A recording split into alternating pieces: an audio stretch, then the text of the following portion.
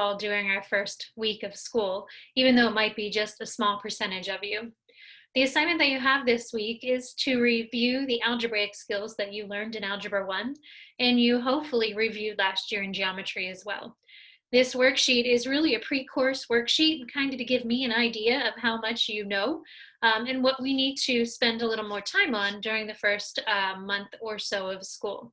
So I'm going to do a few of these problems with you to give you a little bit of a reminder as to what to think about when you're looking at problems that might contain variables or multiple operations. The first group of problems you have, the directions say to simplify the expression. I also have here that you should not use any calculators, and we'll be doing that throughout the year, where some of the problems we can use calculators and others we won't be using calculators. The first one looks like a biggie, so maybe we might as well look at this. And it looks like the first three problems involve that wonderful word PEMDAS. So if you remember PEMDAS, it tells us the order of operations that we want to simplify.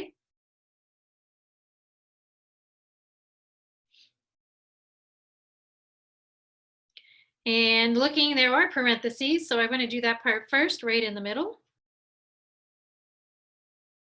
So kind of continuing to work here. 10 minus 8 is 2. It's still squared. And then it looks like we got a plus 7. So continuing order of operations, we do the exponent next. Just following through with the directions here of PEMDAS, 2 squared is 4. And then we have multiplication and division. That gets done from left to right. And we have division. And then finally, we are adding those last three terms together.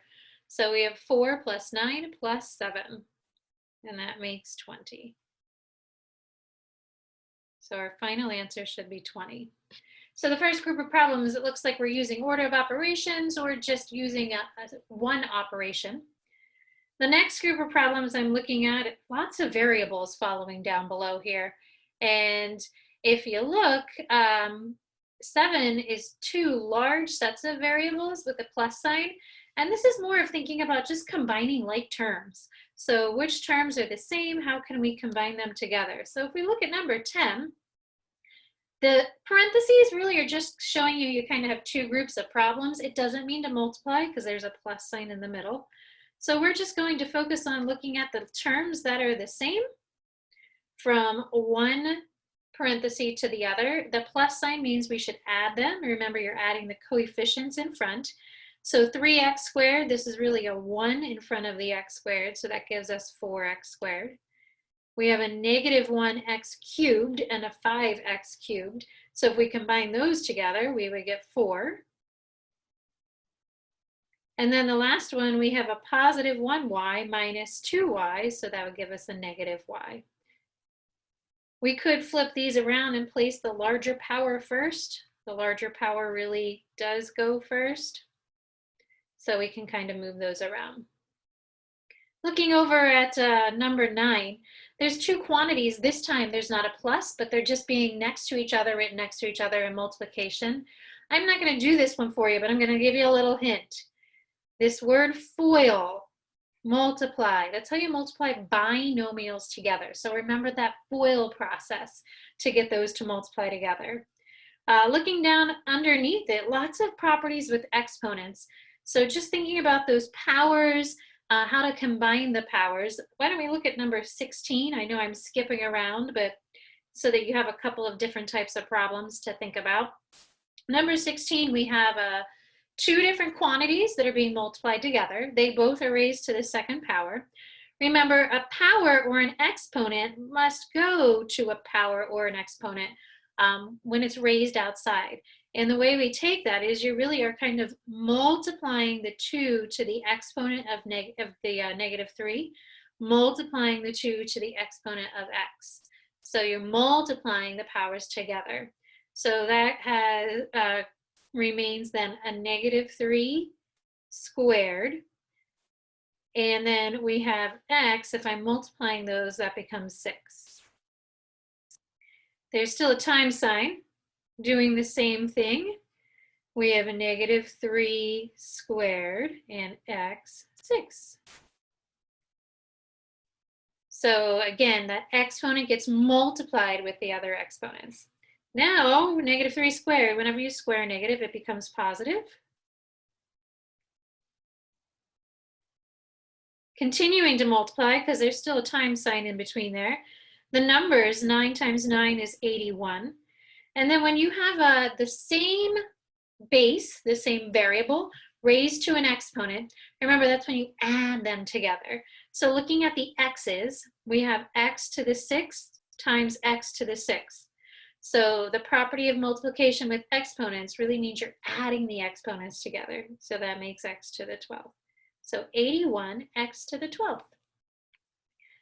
The final group of problems that I have for you on this worksheet deal with solving for x, or the last ones here, we have the slope-intercept form and then radicals, breaking those down. So just a reminder, when you're solving for x, remember you want to get x by itself. It looks like there's two problems here that involve an inequality, so just be really careful with that inequality, keeping that sign going the right direction. But looking at number 19, a little equation here, we got a fraction in it. Don't be afraid of those fractions.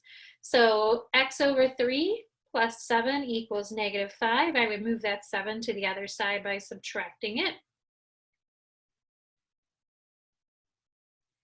And now that we have x over 3 equals negative 12, we have a division on the left side, and when we're trying to get a variable by itself, we do the opposite operation, the inverse operation, and that would be to multiply to get those to cancel. So that makes negative 36. So again, this group, you're solving, just be careful with those two inequalities for 21 and 24.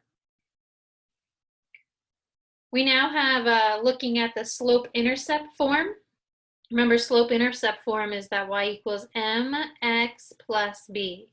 I'm not going to do these problems, just a little reminder. M is the slope, b is the y-intercept. So those two problems, 25 and 26, pertain to y equals mx plus b. The last group of problems, sorry, we're not quite at the last group. The next group wants us to simplify the radical expression. And simplify means to break down. You did a lot of this in geometry last year, especially when you were working with those triangles and the distance formula. So remember, you're thinking about a perfect square that goes into 75. How can you break that down? And then finally, it looks like the last group of problems here wants you to factor. And you're going to see this year we do a lot of factoring, and it is one of my favorite things to do. So think about the process of factoring, the process of taking A times C, finding two numbers then that combine to be negative 2. So you multiply A times C together. What two numbers multiply to be negative 15 but combine to be negative 2? So hopefully this little review was helpful for you to kind of think about. There will be, with this review, there's going to be a Google form for you to complete if you have any questions from the review. And then we meet on Monday, August 31st. And the first thing that we will do is I will answer questions from anybody that filled out the Google form. So again, if you get stuck on a problem, if you're not sure, please fill out the Google form in Google Classroom with the problem number that you got stuck on, and then I will start the class answering those questions from the Google form. Hope you have a great first week.